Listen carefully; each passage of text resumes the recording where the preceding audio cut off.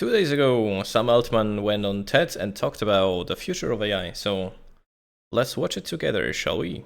Sam, welcome to TED. Thank you so much for coming. Thank you. It's an honor. Your company has been releasing crazy, insane new models pretty much every other week, it feels like. I've been playing with a couple of them. I'd like to show you what I've been playing. So Sora, this is the image and video generator. I asked Sora this: what will it look like when you share some shocking revelations here at TED? You want to see how it imagined it, you know? For the life of me, I bet he would have brought up some Ghibli-fied Sam, but I guess not. Yeah, not nice YouTube thumbnail. Nice.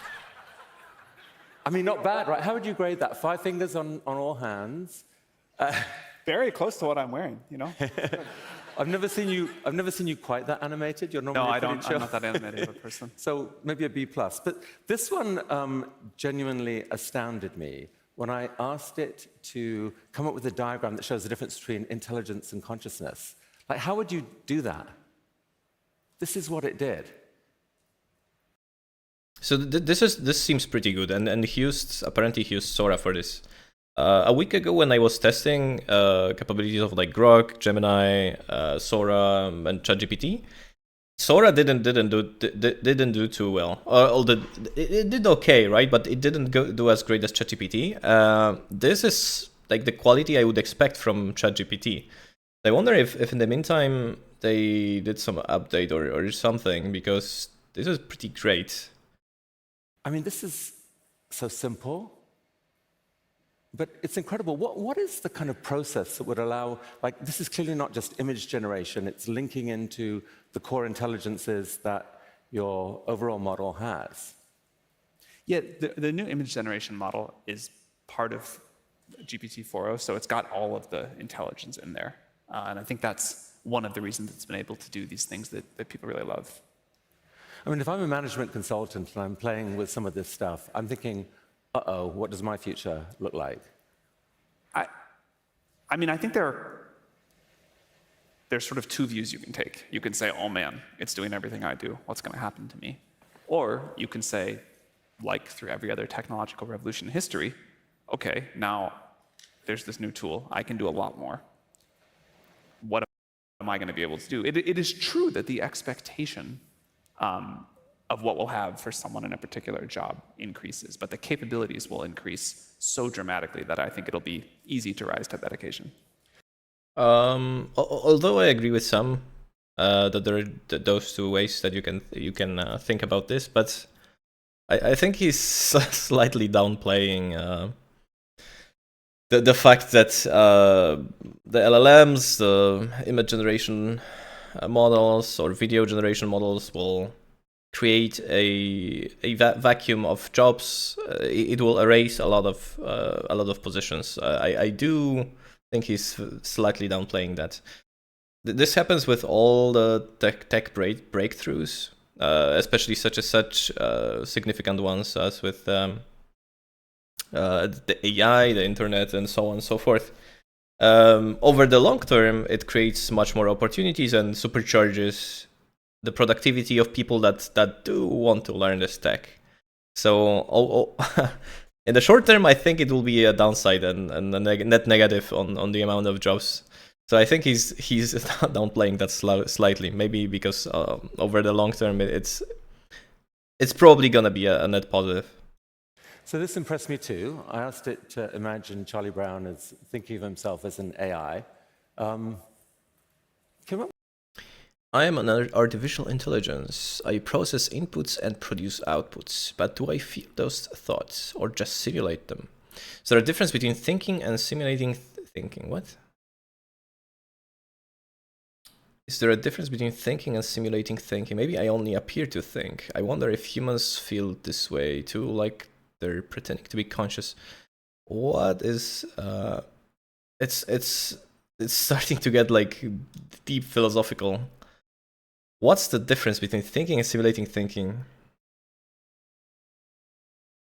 Isn't that kind of the same, thinking and simulating thinking? is it implying that thinking is somehow deeper than simulating thinking? With this, I thought this was actually rather profound. What do you think? I mean, the writing quality of some of the new models, not just here but in detail, it's really going to a new level. Yeah, I mean, this is an incredible meta answer, but there's really no way to know if it is thinking that or it just saw that a lot of times in the training set. And of course, like, if you can't tell the difference, how much do you care? So that's really interesting. We don't know. Isn't there though, like at first glance, this looks like IP theft. Like, you guys don't have a deal with the Peanuts estate, or? You can clap about that all you want. Enjoy. I will say They have a lot of problems with like IP theft claims. I think they're in the middle of litigation with like Getty Images. I myself got some images generated with like the watermark. So yeah, it's a big problem. that I think the creative spirit of humanity is an incredibly important thing. And we want to build tools that lift that up, that make it so that new people can create better art, better content, write better novels that we all enjoy. I believe very deeply that humans will be at the center of that. I also believe that we probably do need to figure out some sort of new model around the economics of creative output. I think people have been building on the creativity of others for a long time. People take inspiration for a long time. But as the access to creativity gets incredibly democratized and people are building off of each other's ideas all the time, I think there are incredible new business models that we and others are excited to explore. Exactly what that's going to look like, I'm not sure. Like, clearly there's some cut and dry stuff, like you can't copy someone else's work, but how much inspiration can you take? If you say, I want to generate art in the style of these 7 people, all of whom have consented to that, how do you like divvy up how much money goes to each one? Right. These are like big questions, but every time throughout history we have put better and more powerful technology in the hands of creators, I think we collectively get better creative output and people do just more amazing stuff. I mean, and even So in case of dead artists like, I don't know, Picasso, Da Vinci, whatever, right? They clearly don't care because nobody owns the rights to those styles, to those images, and so on. But it's a very interesting question. How do you reimburse the artists, right? So if Sam, let's say, steals all of the images of a certain artist without their consent, trains ChatGPT on those images, then the model can generate perfect images in the style of the artist they stole from. The new images are not protected by the copyright, right? That's kind of interesting. And I think, as far as I understand the law in the US, no image is protected. No image generated by an LLM or well, not an LLM, I guess. The image generation models is not protected by the copyright law. So that's kind of interesting. How do they reimburse the artists? Do they pay them? They pay them to use their images to be able to outsource creating images in the style of that artist to the image generation. It's like with coders, right? They wrote so much code, now the LLMs can understand and write some simple stuff. It's like we will pay you one time just to be able to replace you. It's kind of nuts. bigger question is when they haven't consented to it. In our opening session, Carol Cadwallader showed, ChatGPT give a talk in the style of Carol Cadwallader, and sure enough, it gave a talk that wasn't quite as good as the talk she gave, but it's pretty impressive. And she said, okay, it's great, but I did not consent to this. How are we going to navigate this? Yeah, this I don't know who that person is. He mentioned. I would imagine she's someone that published at least some articles online. whether on YouTube or whether videos on YouTube or some blogs, etc. So so trust me when I say this, Sam and his company, like OpenAI, they scraped the entirety of the internet. They are running out of out of data basically to give to ChatGPT to learn from. So I am not surprised if the speech that ChatGPT gave was fairly similar to the style of the lady that I think it's the lady that he mentions. And anything you posted online, I would imagine it's gone, right? Well, gone into the endless abyss of data of ChatGPT. Unless they somehow filtered that out in the training or in preparation of the training data. But yeah, anything you post online is probably being regurgitated by ChatGPT, and that's kind of scary thing, right?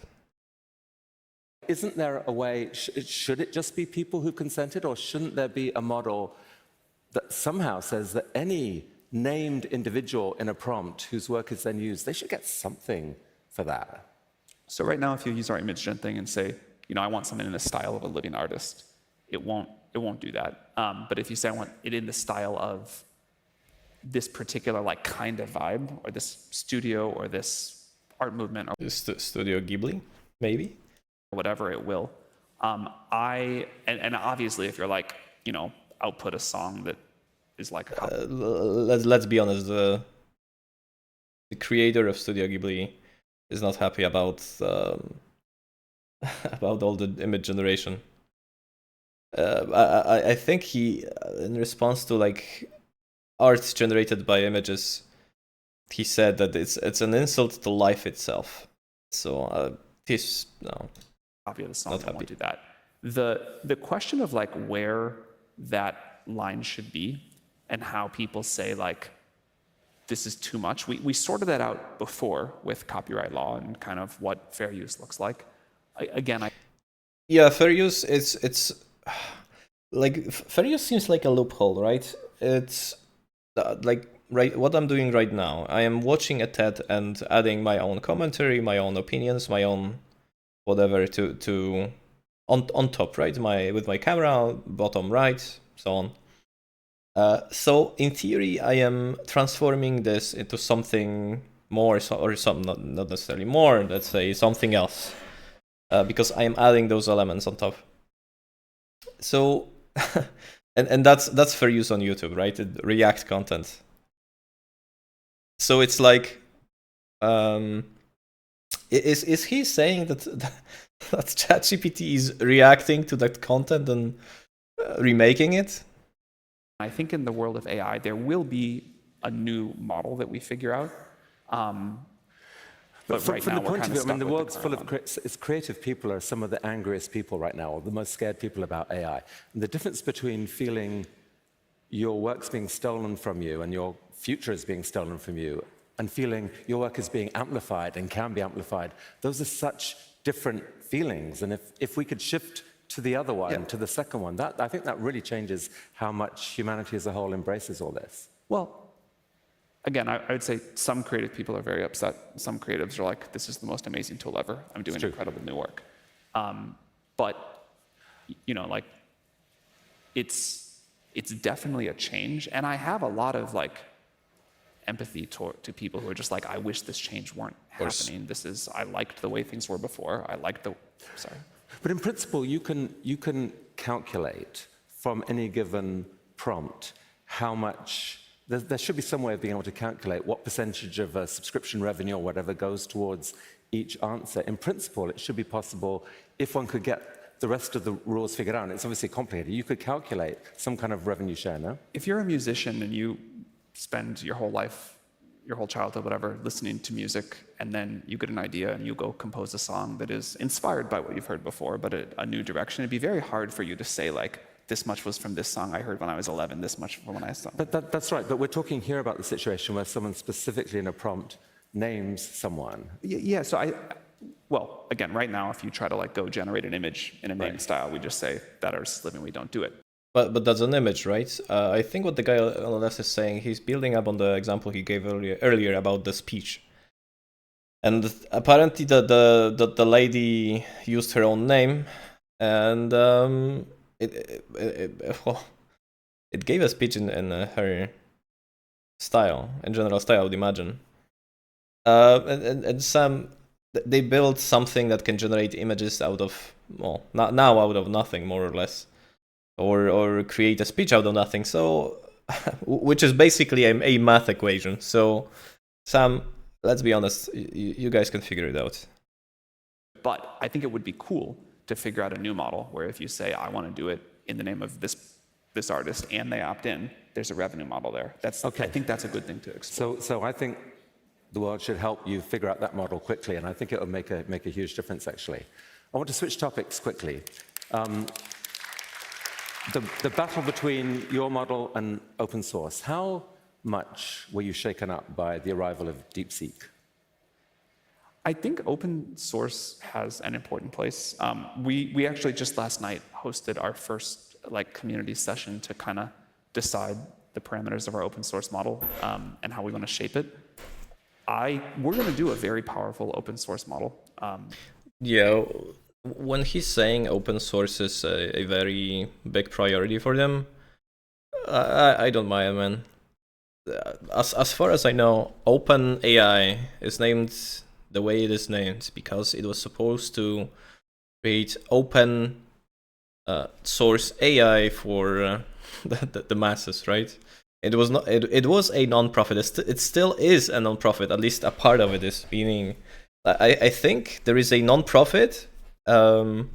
Which has a subsidiary.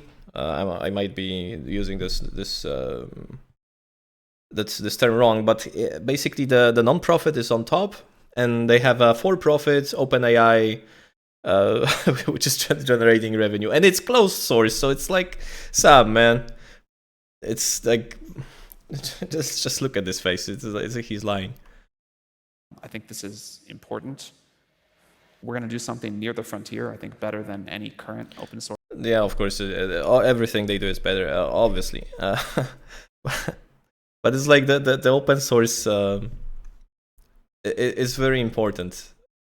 Like putting power back into people's hands to not let Sam or Microsoft or OpenAI or Google monopolize powerful AI. It's pretty important. Source model. On that front, Mark Zuckerberg, which I don't really like that much, but he's doing better than all of those companies. Like Meta released Llama, right, and it's a fully open source model. So on that front, good job, Mark. Go Mark. Out there, this will not be all there will be people who use this in ways that some people in this room, maybe you or I, don't like. But there is going to be an important place for open source models as part of the constellation here. And I think we were late to act on that, but we're going to do it really well now. You're late to act on that. Man, the whole purpose of creating OpenAI was to act on that. It's like I always, when I hear it BS like this, I always go back to that hearing he has. I think it was in front of U.S. Congress. He said he's not doing it for the money, blah blah blah blah blah. And then a week later, people see him in 5 million Koenigsegg or however much that car costs. It's it's kind of how more hypocritical can you get, man? I mean, you're spending, it seems, like an order or even orders of magnitude more than DeepSeek allegedly spent, although I know there's controversy around that. Are you confident that the actual better model is going to be recognized, or are you actually, isn't this in some ways life-threatening to the notion that, yeah, by going to massive scale, tens of billions of dollars investment, we can maintain an incredible lead? All day long, I call people and beg them to give us their GPUs. We are so incredibly constrained. Our growth is going like this. DeepSeek launched, and it didn't seem to impact it. There's other stuff that's happening. Tell us about the growth, actually. You gave me a shocking number backstage there. I have never seen growth in any company, one that I've been involved with or not, like this, like the growth of ChatGPT.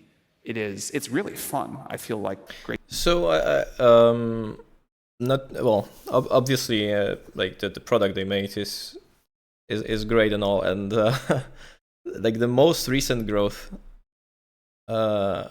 related to the image generation update, it's kind of funny. I imagine how much is that real users and how much is like people creating multiple accounts. Because in the beginning they added a rate limits. You could do like 3 or 5 images per day, I think. Not sure how many. So I would imagine people just made, at least for the non-paid models, the free models. So I imagine people made multiple accounts just to create images. So I wonder how much of that is just multiple accounts of one person. Sorry. Great, deeply honored, but it is crazy to live through, and our teams are exhausted and stressed, and we're trying to keep things up. How many users do you have now? I think the last time we said was 500 million weekly actives, and it is growing very rapidly. Like I mean, you told me that it's like doubled in just a few weeks, like in terms of compute.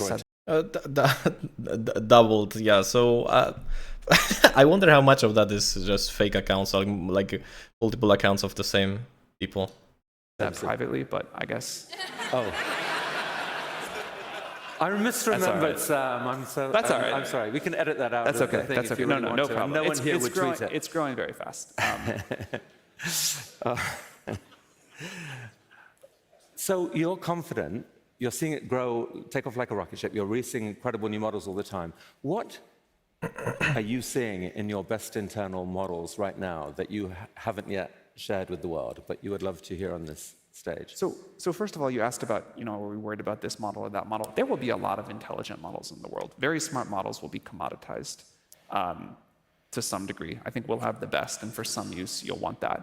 But like, honestly, the models are now so smart that for most of the things most people want to do, they're good enough. I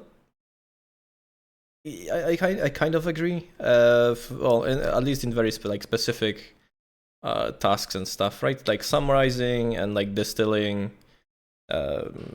information out of a text paragraph. That they are solid for like creating some simple scripts, proof of concepts, programming, simple stuff. Sure.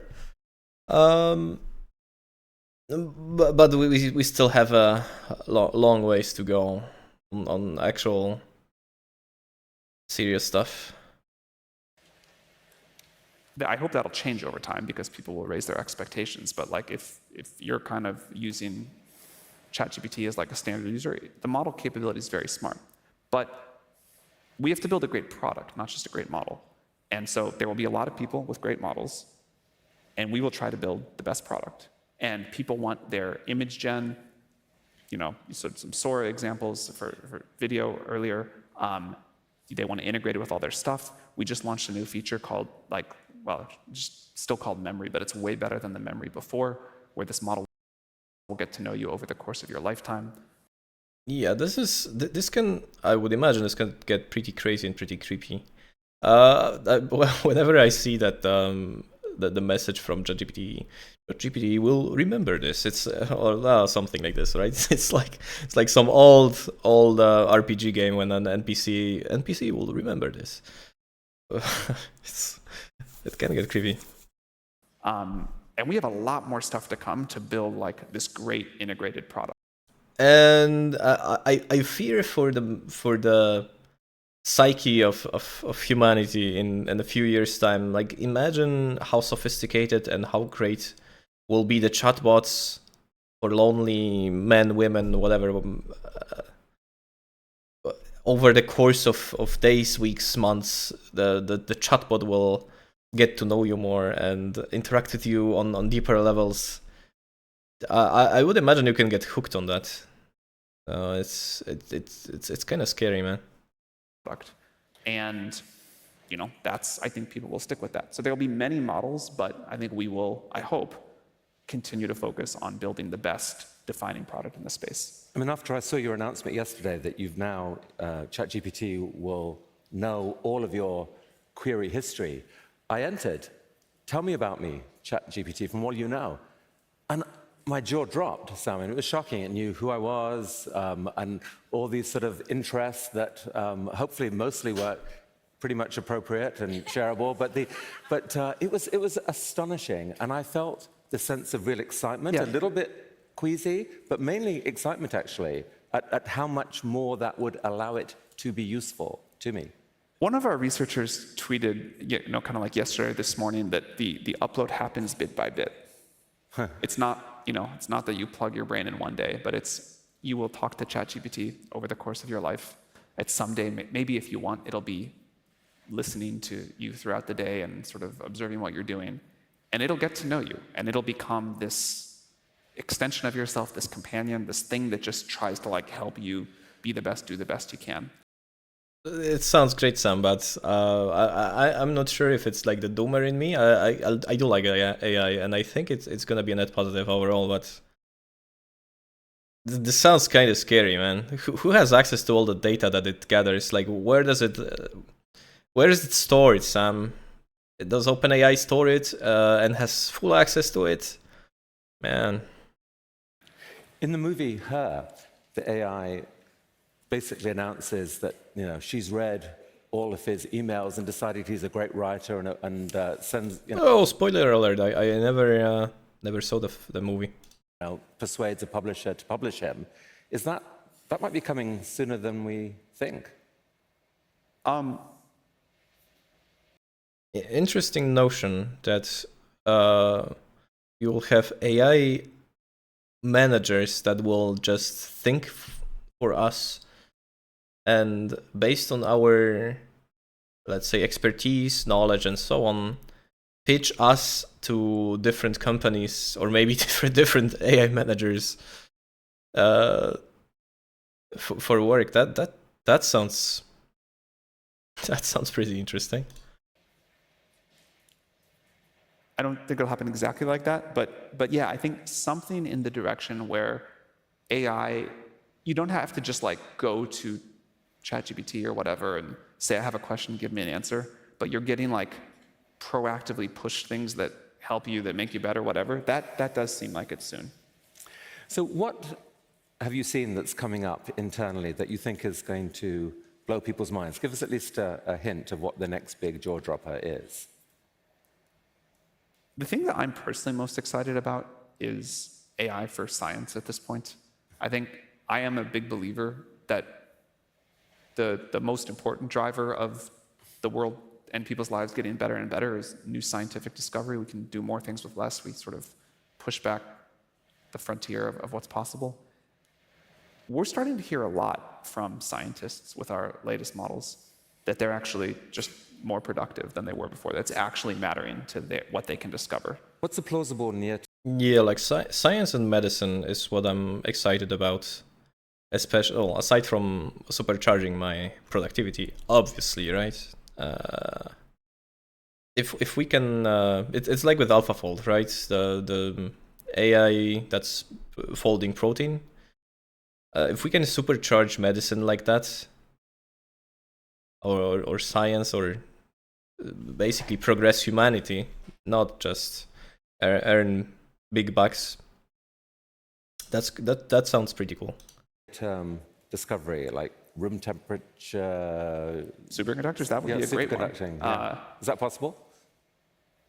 Yeah, I don't think that's provented by the laws of physics, so it should be possible. Yeah. But we don't know for sure. I think you'll start to see some meaningful progress against disease with AI-assisted tools. Physics maybe takes a little bit longer, but I hope for it.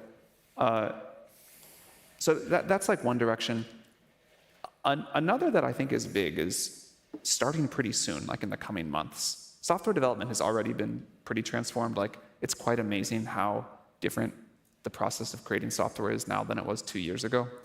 But I expect another move that big in the coming months as agentic software engineering really starts. It's actually pretty funny. I have a friend who's mostly doing like front end, but sometimes also back. Anyway, when we talked about AI writing code and like helping him and so on, he was like, press F to doubt, and it's like, I don't know, man, I don't know. Fast forward a year, not even a year, maybe half a year. I think he used Cursor. The initial like free full capabilities for free for, I think it's like a week or something, or maybe a month. I'm not sure, or maybe some number of tokens. And suddenly he got excited. so it's interesting when now there is a turn to AI. It's kind of funny. He was like very adamant that no, it's not gonna happen, not in the near future, and like half a year to a year later, he's zooming using Cursor. Starts to happen. I've heard engineers say that they've had almost like religious-like moments with some of the new models, where suddenly they can do in an afternoon what would have taken them 2 years. It's like mind. Really? Oh, I don't think I would go that far. Like an afternoon, what would usually take you 2 years? Bro is a bit cooking. He's cooking here, man. He overcooked a bit. It really, like, that's been one of my big feel the AGI moments. But talk about what is the scariest thing that you've seen? Because like outside, a lot of people picture you as, you have access to this stuff, and we hear all these rumors coming out of AI, and it's like, oh my God, they've seen consciousness, or they've seen AGI, or they've seen some kind of apocalypse coming. Has there been a scary moment when you've seen something internally and thought, uh-oh, we need to pay attention to this? There have been like moments of awe, and I think with that is always like, how far is this going to go? What is this going to be? But there's no, like, we don't secretly have, we're not secretly sitting on a conscious model or something that's capable of self-improvement or anything like that. I do believe him in the sense that if they had some crazy, or let's put it this way, at least for companies for profit like OpenAI is, whenever there is a new feature, even if it's half-baked, like sales are selling it to everybody, and it's production, even in production, even though it can fail, it's not that it's half-baked, right? So if they had something like this, they would be really like even an upgrade, right? They would be releasing it very, very fast. At least that's the experience I had so far with all the companies I worked for. No, people have very different views of what the big AI risks are going to be. And I myself have like evolved on thinking about where we're going to see those. But I continue to believe there will come very powerful models that people can misuse in big ways. People talk a lot about the potential for new kinds of bioterror, models that can present like a real cybersecurity challenge, models that are capable of self-improvement in a way that leads to some sort of loss of control. So I think there are big risks there. Yeah, Skynet soon. We'll see. And then there's a lot of other stuff, which honestly is kind of what I think many people mean, where people talk about disinformation or models saying things that they don't like or things like that. Sticking with the first of those, do you... It's like with China's DeepSeek, right? Well, or maybe they didn't really do it that far. So whenever you mention some political thing that China doesn't agree with, at least the official DeepSeek, actually no, the released DeepSeek as well. Some things were baked in so that you couldn't mention them, or like the model wouldn't respond. All people obviously removed that, so it's fine. But I wonder, or it's kind of scary if there is let's say a model as popular as ChatGPT, and the company bakes in some bias towards a political orientation, either left or right, it's kind of scary to think about the power, man, because usually people just, hey Google, what is this, right? Or hey ChatGPT, tell me about this. So they usually don't double check everything. Check for that internally before release. Of course, yeah. So we have this preparedness framework that outlines how we do that. I mean, you've had some departures from your safety team. How many people have departed? Why have they left? We have, I don't know the exact number, but there are clearly different views about AI safety systems. I would really point to our track record. There are people who will say all sorts of things. You know, something like 10% of the world uses our systems now, a lot. And we are very proud of the safety track record.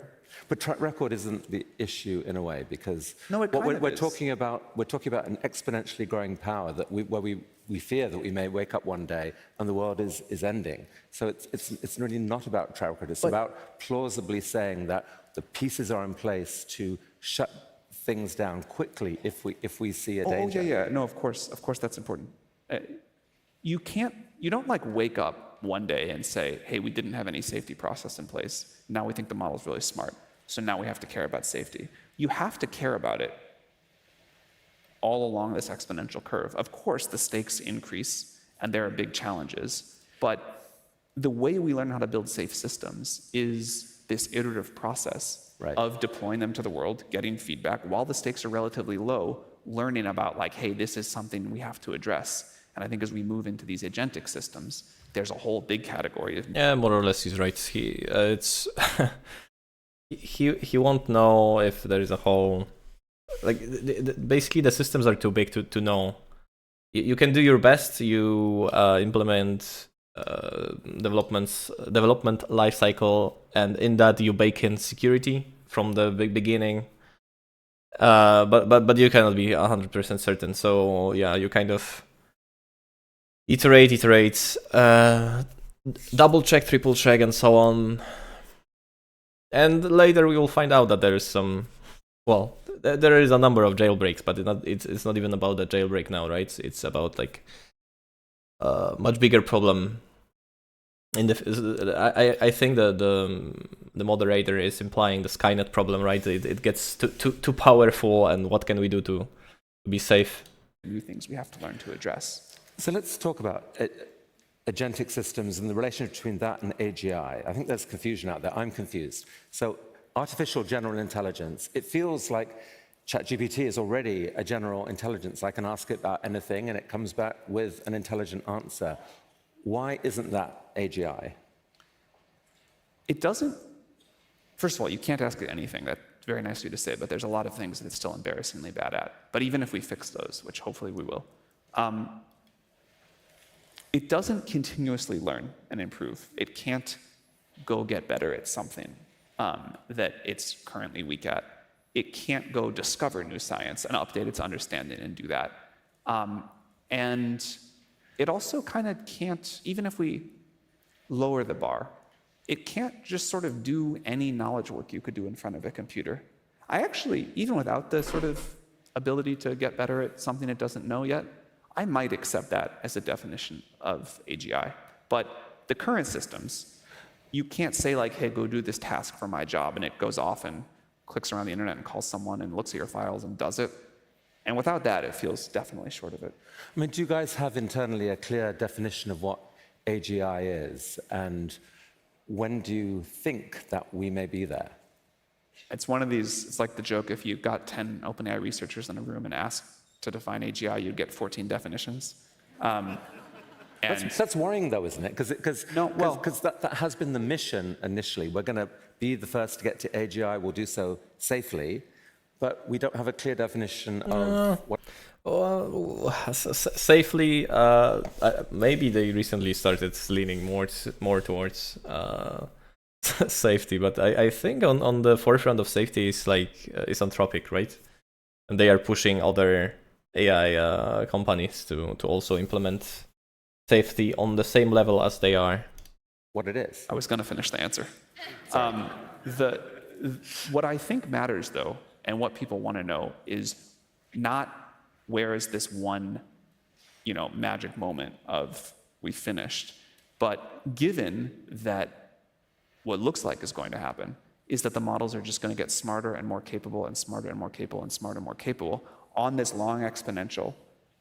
Different people will call it AGI at different points, but we all agree it's going to go way, way past that. Yeah, I wonder if it's going to be the same as with the transformer tech, right? Because before that, AI was...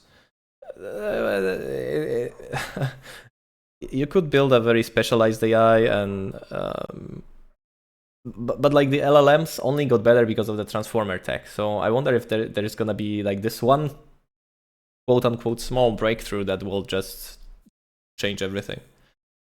To whatever you want to call these systems that get much more capable than we are. The thing that matters is how do we talk about a system that is safe through all of these steps and beyond, as the system gets more capable than we are, as the system can do things that we don't totally understand. And I think more important than when is AGI coming and what's the definition of it, it's recognizing that we are in this unbelievable exponential curve. Yeah. And you can, say, this is what I think AGI is. You can say, you think this is what you think AGI is. Someone else can say superintelligence is out here. But we're going to have to contend and get wonderful benefits from this incredible system. And so I think we should shift the conversation away from what's the AGI moment to a recognition that, like, this thing is not going to stop. It's going to go way beyond what any of us would call AGI. And we have to build a society to get the tremendous benefits of this and figure out how to make it safe. Well, one of the conversations this week has been that the real change moment is, AGI is a fuzzy thing, but what is clear is agentic AI, when AI is set free to pursue projects on its own and to put the pieces together. You've actually, you've got a thing called Operator, which starts to do this. And I tried it out. Oh, that's interesting. I haven't yet tried out Operator, and I need to build my own. I have plans to build my own agent, AI agent. So I look forward to seeing how this works. At least their Operator. I wanted to book a restaurant, and it's kind of incredible. It kind of can go ahead and do it, but this is what it said. There's it was an intriguing process, and give me your credit card and everything else. And I declined on this case. Okay, so he kind of didn't try. Well, tried, but he didn't, right? If he tried something that didn't require the credit card and so on, then I would be interested to seeing that forward. But I think this is the challenge that people are going to have. It's kind of like, it's an incredible superpower. It's a little bit. But to be honest, it's very interesting. I would imagine this guy has some subscriptions that he put his credit card for and so on. So why not one more company, right? It's scary. And Yoshua Bengio, when he spoke here, said that agentic AI is the thing to pay attention to. This is when everything could go wrong, as we give power to AI to go out onto the internet to do stuff.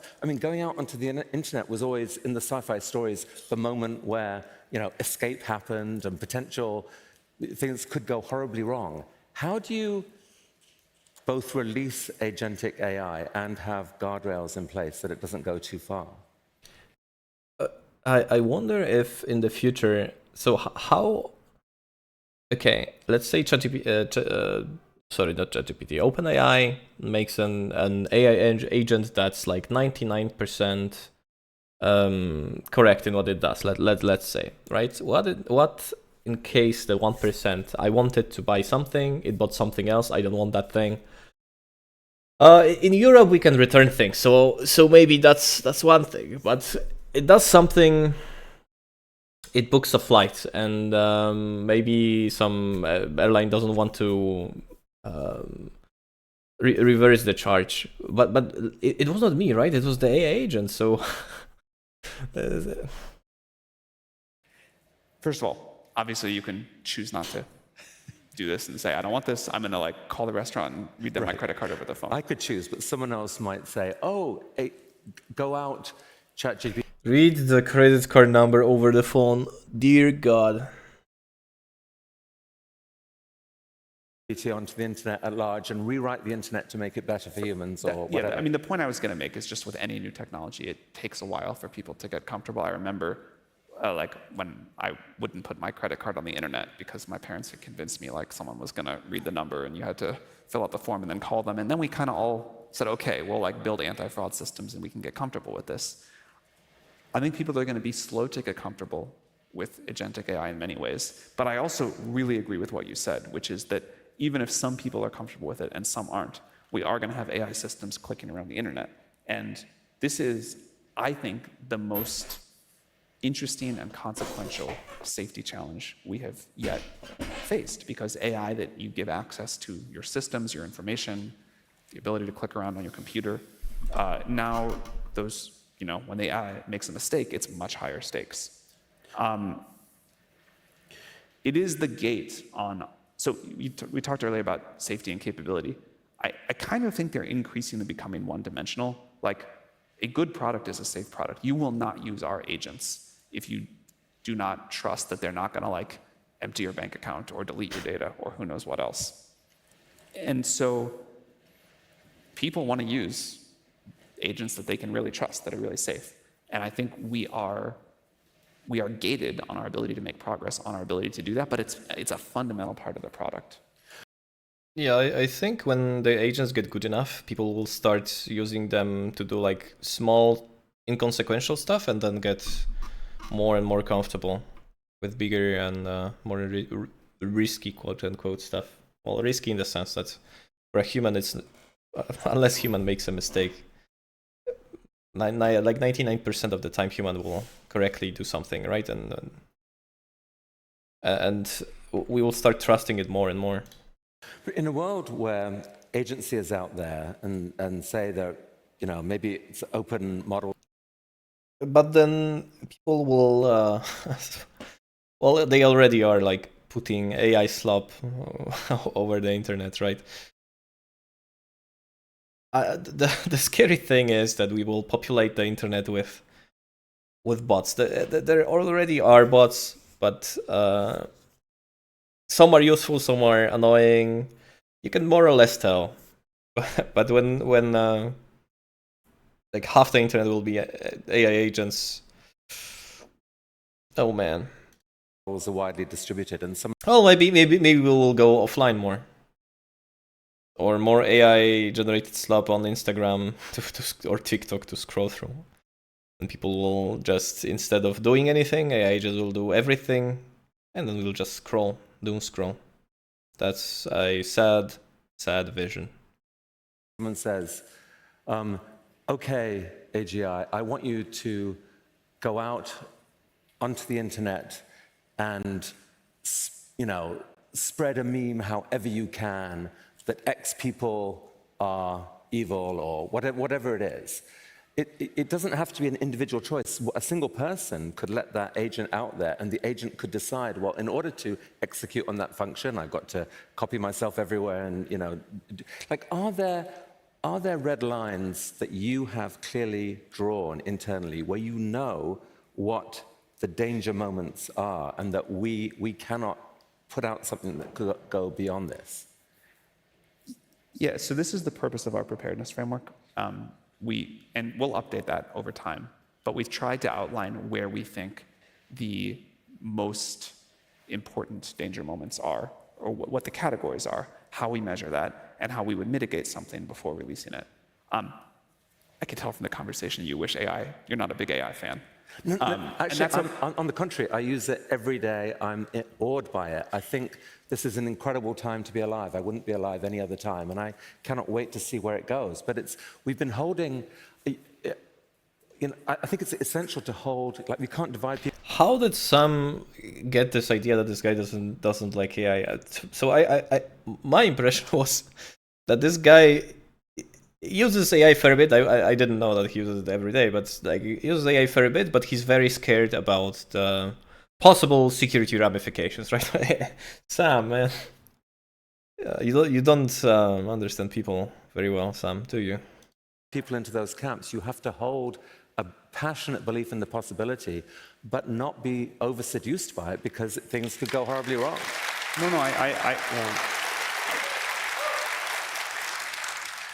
what I was going to say is I totally understand that. I totally understand looking at this and saying, this is an unbelievable change coming to the world. And, you know, maybe I don't want this. Or maybe I love parts of it. Maybe I love talking to ChatGPT, but I worry about what's going to happen to art. And I worry about the pace of change. And I worry about these agents clicking here, clicking around the internet. And maybe on balance, I wish this weren't happening. Or maybe I wish it were happening a little slower. Or maybe I wish it were happening in a way where, like, I could pick and choose what parts of progress were going to happen. And I think the fear is totally rational. The anxiety is totally rational. We all have a lot of it too. But A, there will be tremendous upside. Obviously, you know, you use it every day, you like it. B, I really believe that society figures out over time, with some big mistakes along the way, how to get technology right. And C, this is gonna happen. This is like a discovery of fundamental physics that the world now knows about, and it's gonna be part of our world. And I think this conversation is really important. I think talking about these areas of danger are really important. Talking about new economic models are really important. But we have to embrace this with like caution, but not fear, or we will get run by with other people that use AI to do better. Well, you've actually been... So bold prediction. I think. Well, thinking about it for like 3 minutes. That's why I say bold prediction. It might change, but I think the one thing that will okay. Obviously, more AI-generated slop. It's already out there because the AI-generated images are already good enough. When it comes to videos, that will get better, and then there will be more better AI-generated videos. But I think the internet won't change that much in the sense that if right now, if you wanted to do a bot campaign to smear Donald Trump or Elon Musk or whatever, you can do it, right? There are probably if you made such a campaign once or such a tool once, it's probably not a huge deal to adjust it to target something else. It's just gonna be easier with the agents in the sense that if you don't have such a tool, you just say, hey, just go and talk shit about Elon Musk on Twitter, right? And then it creates a bunch of fake accounts and so on and so forth. No, I'm not sure how good Twitter is at handling fake accounts. So I in the let's say 2 to 5 years, even if the agents get good, it's like things are not gonna change that much in the sense that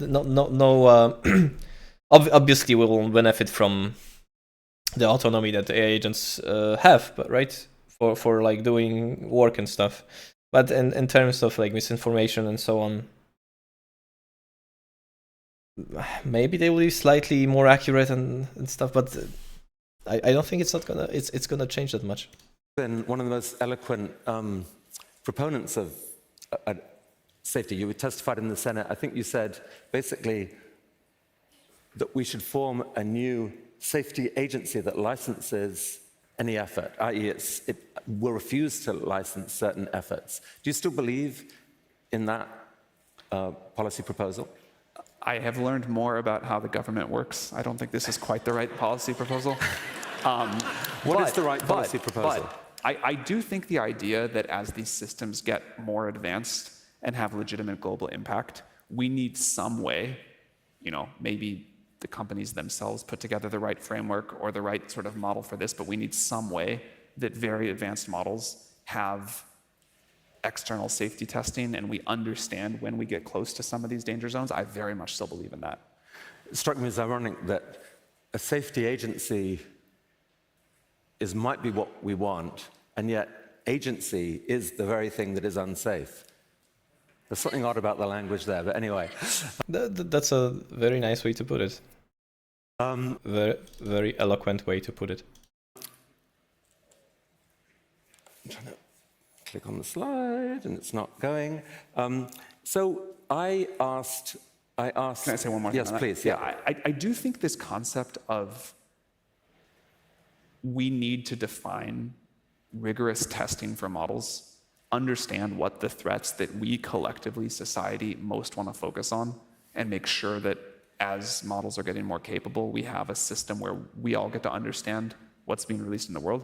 I think this is really important, and I think we're not far away from models that are going to be of great public interest in that sense. So Sam, I asked your O1 Pro reasoning model, which is incredibly... Thank you for the $200.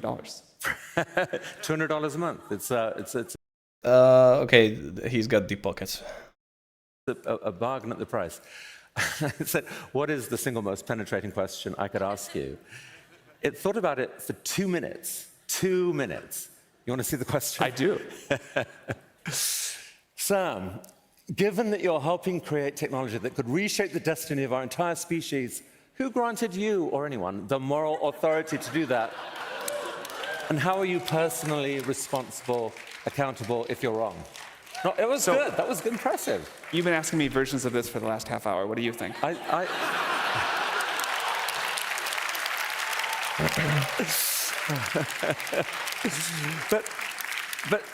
what I would say is this. Here's my version of that question. But no answer? What was your question to me? Yeah, how would you answer that one? In your shoes? Yeah, or what do you, as an outsider? I don't know. I am puzzled by you. I'm kind of awed by you because you've built one of the most astonishing things out there.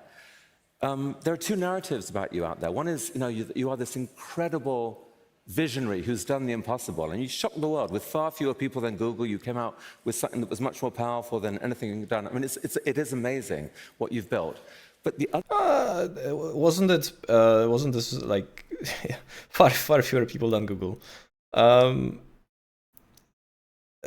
Probably, yeah, but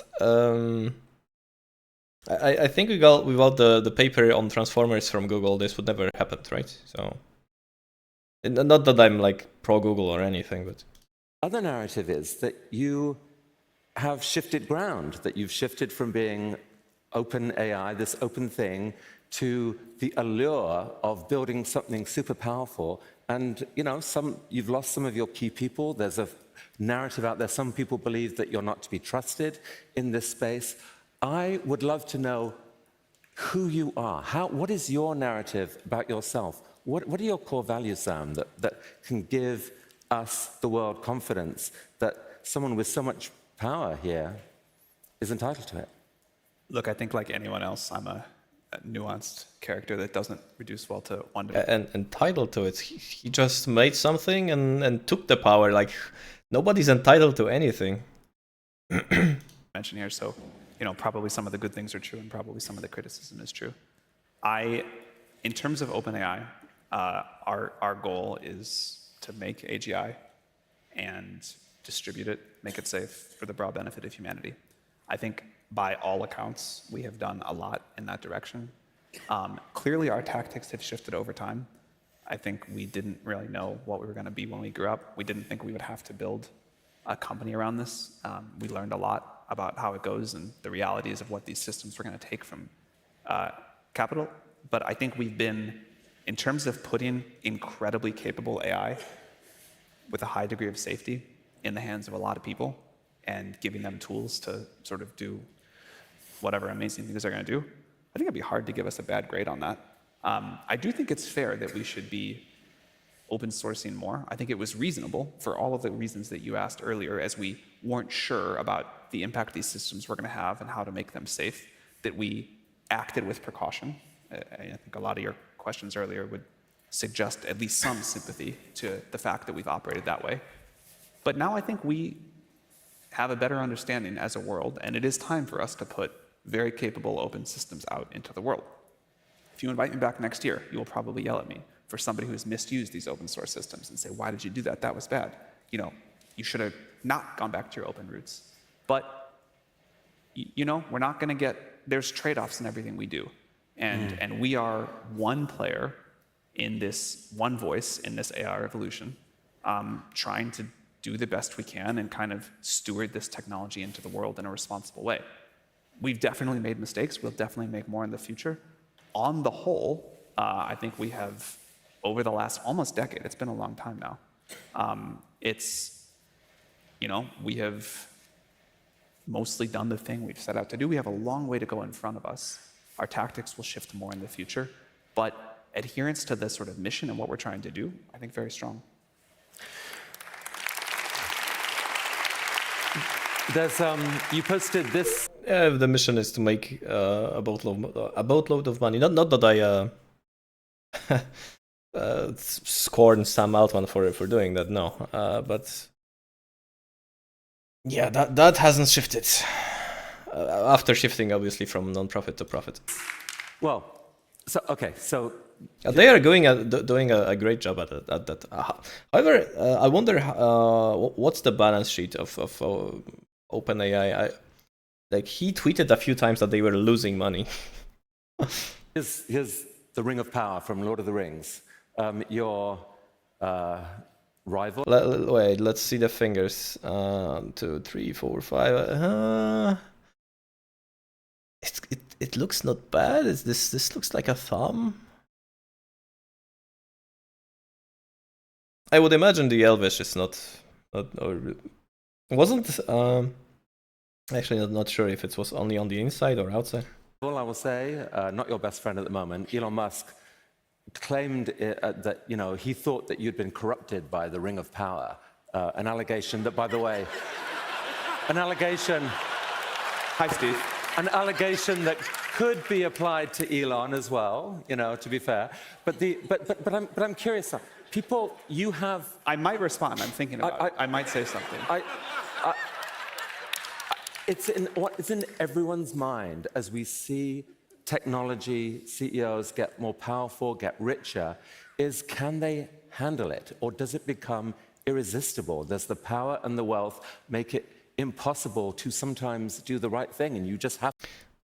Like, this question is like, the companies get so big that they are like rivaling small countries in and of themselves. Like, it's kind of insane how much power they have, and if we just let it happen like this, they will be more powerful than certain countries. Already they are, as far as I understand from all the news I'm getting from the US and so on, that they are meddling in elections and politics and stuff. So it's they are like slightly becoming those puppeteers, right? That from the shadows control the governments. Have to cling tightly to that ring. What do you think? I mean, do you feel that ring sometimes? How do you think I'm doing relative to other CEOs that have gotten a lot of power and changed how they act or done a bunch of stuff in the world? Like Deflecting. Okay, Sam. How do you think? You have a beautiful. You are not a rude, angry person who comes out and says aggressive things to other people. Sometimes you do not. I do that. That's my single vice. I think in the way that you personally conduct yourself, it's impressive. I mean, the question some people ask is that the real you, or is there something else going on? We all have seen CEOs. You put up the Sauron Ring of Power, or whatever that thing is. So I'll take the feedback. What is like something I have done where you think I've been corrupted by power? I think the fear is that just the transition of OpenAI to a for-profit model is, some people say, well, there you go. You got corrupted by the desire for wealth. At one point there was going to be no equity in it. It'll make you fabulously wealthy. By the way, I don't think that is your motivation personally. I think you want to build stuff that is insanely cool. And what I worry about is that is the competitive feeling that you see other people doing it, and it makes it impossible to develop at the right pace. But how much does he actually control of OpenAI, right? Wasn't he booted as a CEO from OpenAI then because like shit hit the fan, and there was some petition to bring him back from all the employees. They would leave to Microsoft if he didn't come back or something. So how much does he even control OpenAI? I wonder. Who's on the board of directors that controls the OpenAI actually? Not just the CEO. But you tell me. If you Because let's face it, like investors, the people that invest and own majority stakes in OpenAI, they control OpenAI. He might be the CEO, but he might not control it. don't feel that, like what? So few people in the world have the kind of capability and potential you have. We don't know what it feels like. What does it feel like? Shockingly the same as before. I think you can get used to anything step by step. I think if I were like transported from 10 years ago to right now all at once, it would feel very disorienting. But anything does become sort of the new normal. So it doesn't feel any different. And it's strange to be sitting here talking about this, but like, you know, the monotony of day-to-day life, which I mean in the best possible way, feels exactly the same. You're the same person. I mean, I'm sure I'm not in all sorts of ways, but I don't feel any different. This was a beautiful thing you posted. Your son, I mean, that last thing you said, that I've never felt love like this. I think any parent in the room so knows that feeling, that wild biological feeling that humans have and AIs never will, of you're holding your kid. And I'm wondering whether that's changed how you think about things. Like if, say here's a red box, here's a black box with a red button on it. You can press that button and you give your son likely the most unbelievable life, but also you inject a 10% chance that he gets destroyed. Do you press that button? In the What the hell is this question? literal case, no. If the question is, do I feel like I'm doing that with my work? Yeah. The answer is I also don't feel like that. Having a kid changed a lot of things. And by far the most amazing thing that has ever happened to me. Like everything everybody says is true. The thing my co-founder Ilya said once is, I don't know, this is a paraphrase, something like, I don't know what the meaning of life is, but for sure it has something to do with babies. And it's like unbelievably accurate.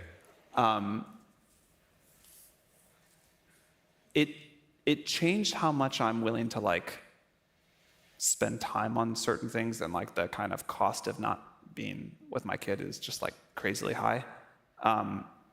And but I really cared about like not destroying the world before. I really care about it now. I didn't need a kid for that part.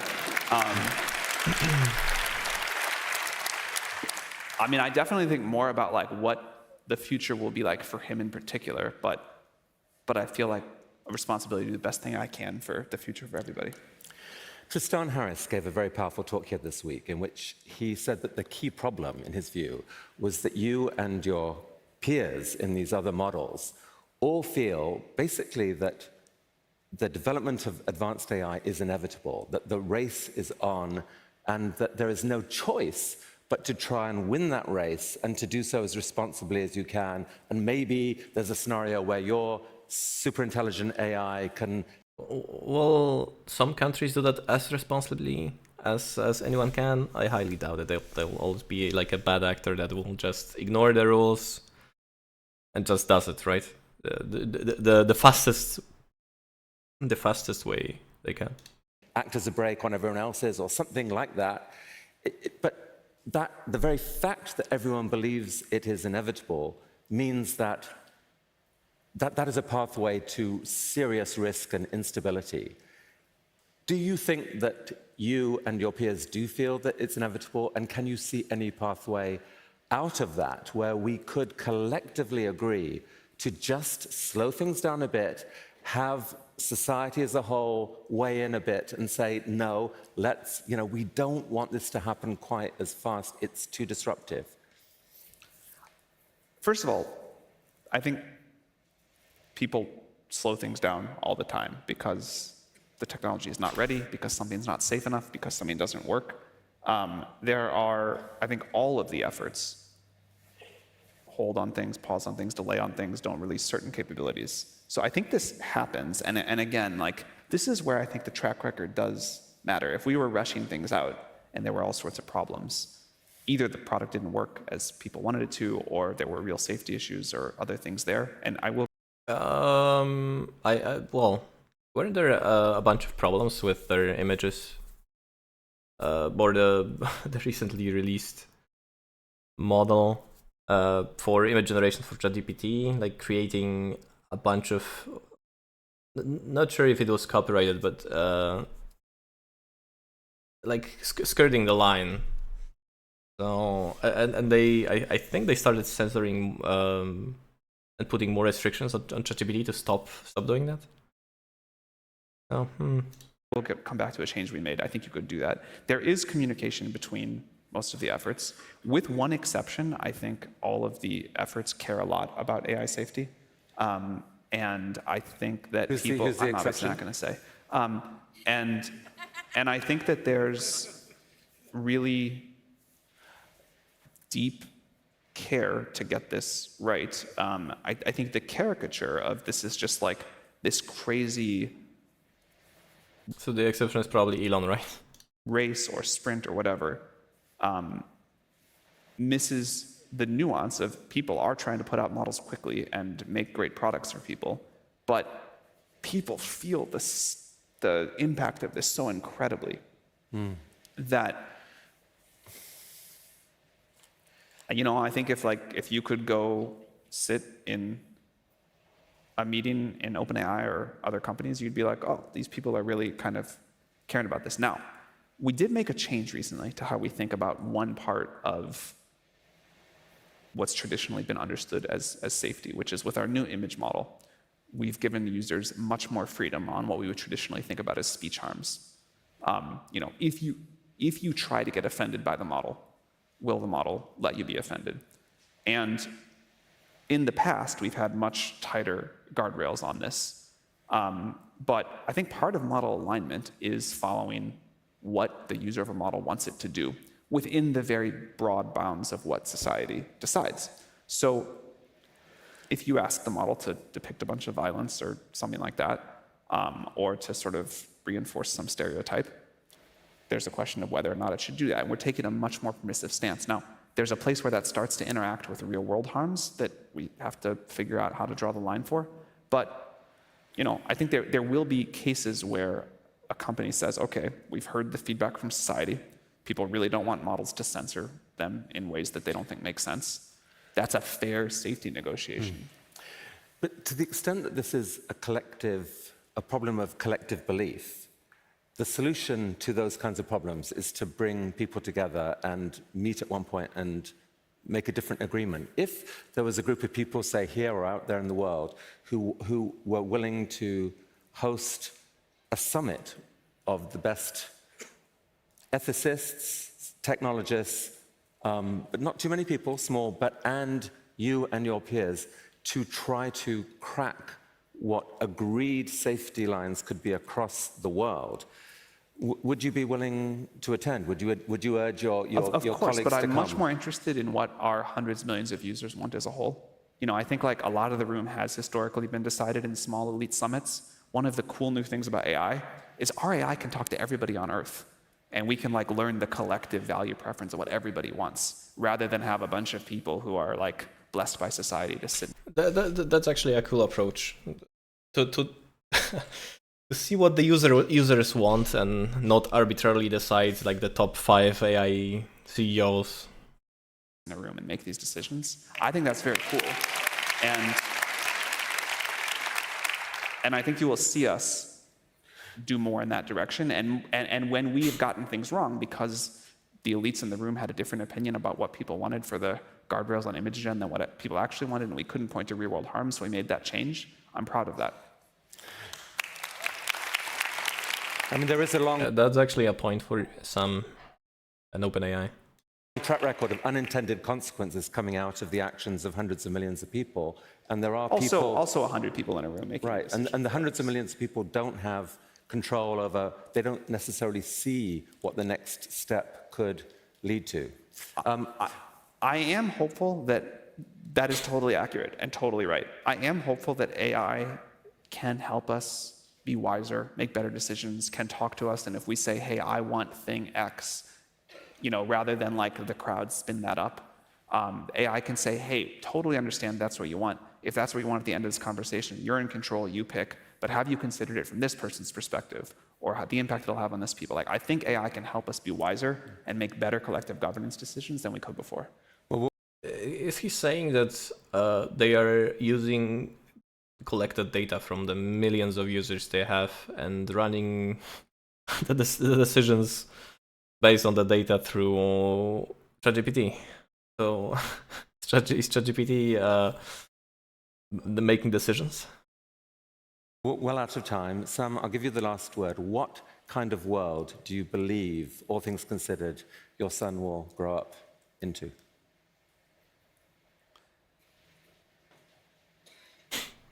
I remember, it's so long ago now. I don't know when the first iPad came out. Is it like 15 years, something like that? I remember watching a YouTube video at the time of like a little toddler sitting in, a doctor's office waiting room or something. And there was a magazine, like one of those old, glossy cover magazines. And the toddler had his hand on it and was going like this and kind of angry. And to that toddler, it was like a broken iPad. And she never thought of a world that didn't have, touchscreens in them. And to all the adults watching this, it was this amazing thing because it was like, it's so new, it's so amazing, it's a miracle. Like, of course, magazines are the way the world works. My kids hopefully will never be smarter than AI. They will never grow up in a world where products and services are not incredibly smart, incredibly capable. They will never grow up in a world where computers don't just kind of understand you and do, for some definition of whatever you can imagine. It'll be a world of incredible material abundance. It'll be a world where the rate of change is incredibly fast and amazing new things are happening. And it'll be a world where like individual ability, impact, whatever, is just so far beyond what a person can do today.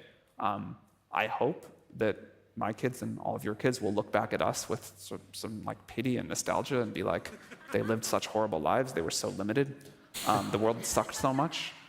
I think that's great. Sam, it's incredible what you've built. It really is. It's unbelievable.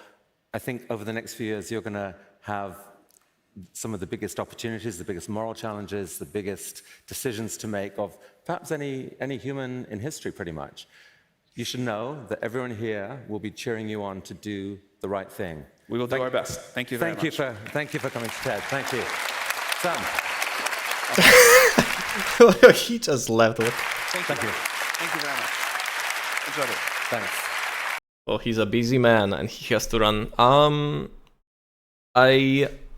Let's pause maybe on a better frame. Thank you. Thank you very much. Sam.